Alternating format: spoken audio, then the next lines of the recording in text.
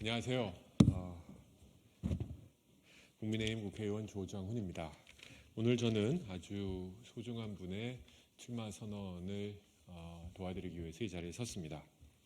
오늘 소개드릴 분은 우리 민주화 투쟁 이후 30년간 민주노총에서 노동운동을 하시고 또 그 과정에서 알게 된 진보 진영의 여러 가지 문제점들, 허점, 그리고 그런 구태의식을 청산하기 위해서 국민의힘에 입당하신 이수봉 전 민생당 대표를 소개합니다.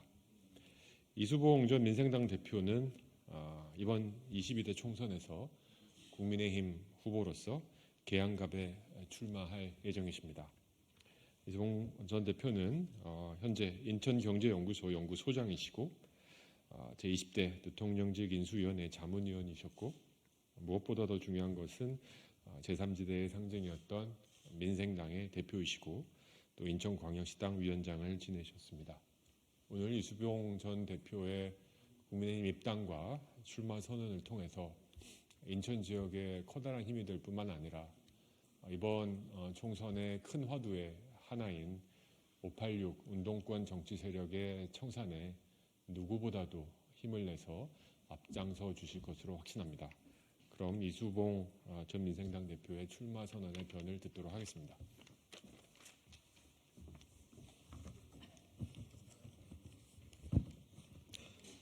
예, 오랜만에 소통관을 찾아뵙게 됐습니다.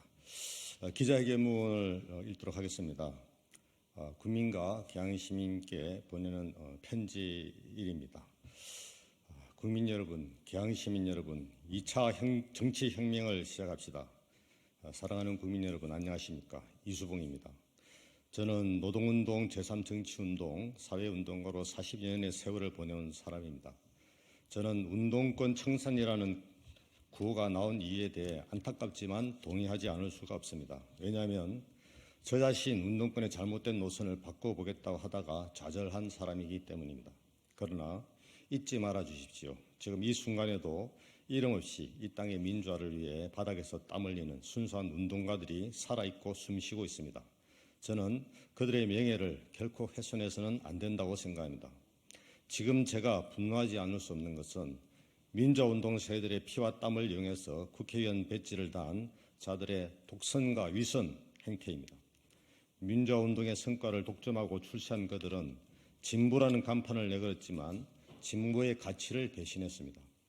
일부의 노동운동 역시 이미 기득권이 되었으면서도 약자 코스프레를 하면서 구조적 비리 카르텔을 형성하여 자신만의 성벽을 높이 쌓았습니다.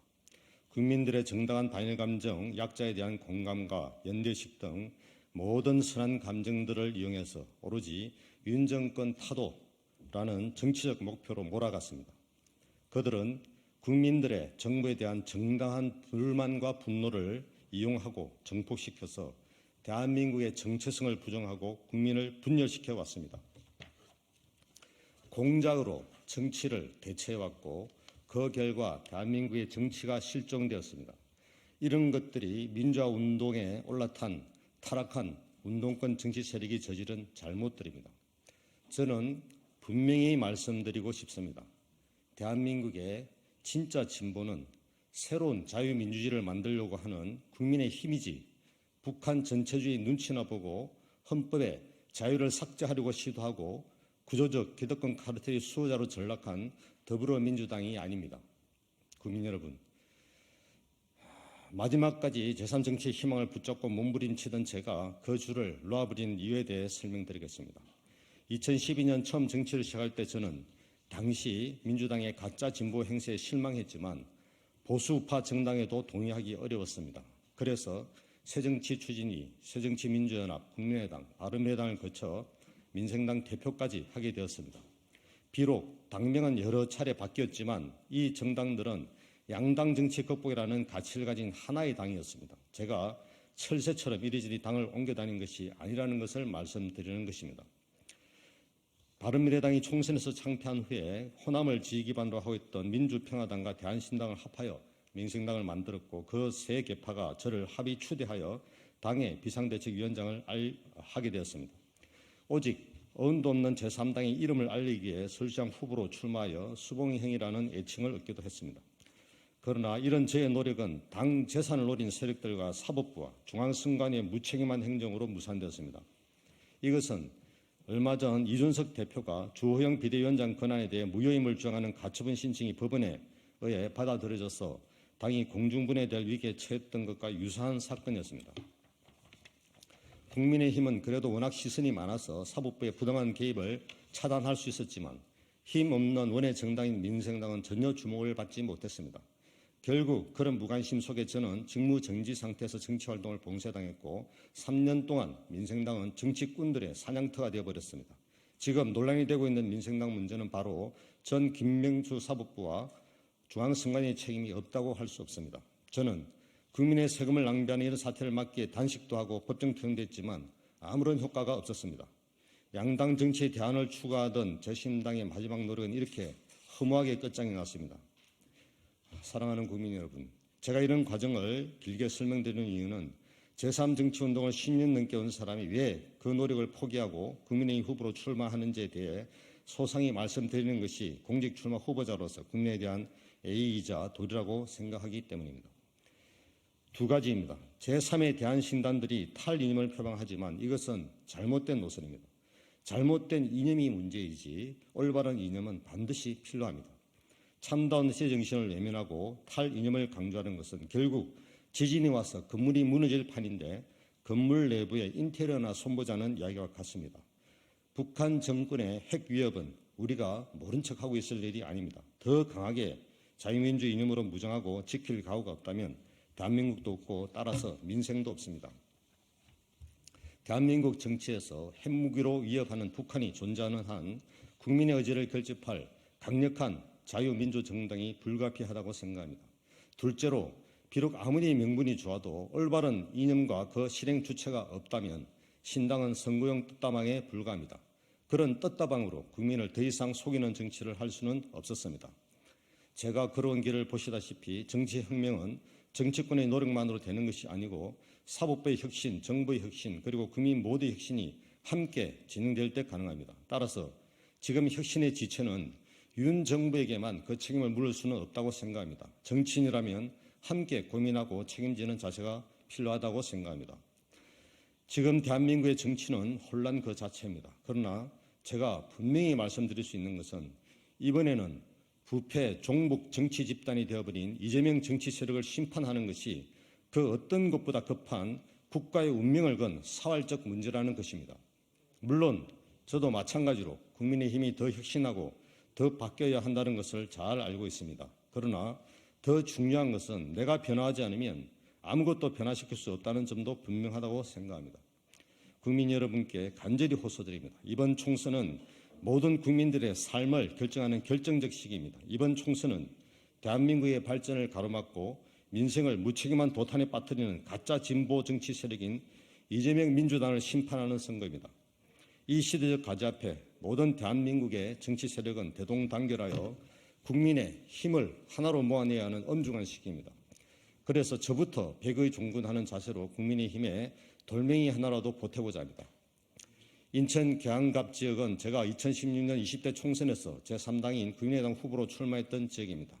비록 낙선했지만 저는 계양을 떠난 적이 없습니다. 이 지역은 지금까지 몇십 년간 민주당이 지배해 왔습니다.